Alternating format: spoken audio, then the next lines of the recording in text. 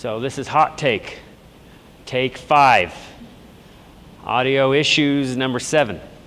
So we were in a trade show, blah, blah, blah.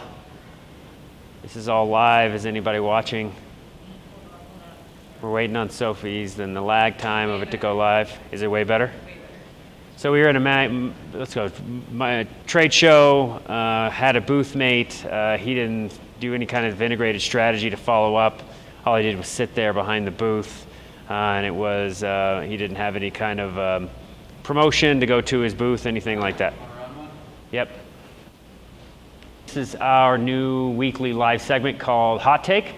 It's where we discuss briefly a topic in the branding, marketing, or creative world that we've come across in our regular routine with clients, partners, vendors, friends, family, whatever. Some kind of things we kind of hear we're out and about even. But for this week, the topic I wanted to speak to is event marketing. And now that we've kind of begun to participate in these events post-COVID, I thought it was pretty timely. We recently attended a local manufacturing trade show.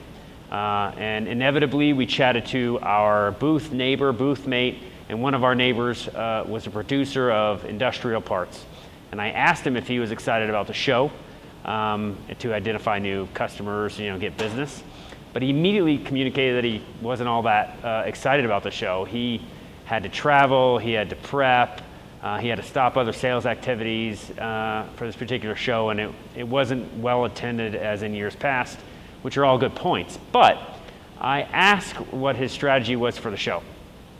He stated that it was pretty simple, that he set up his booth, set up his wares, put his parts out on the table, and then he waited for people to walk by and engage.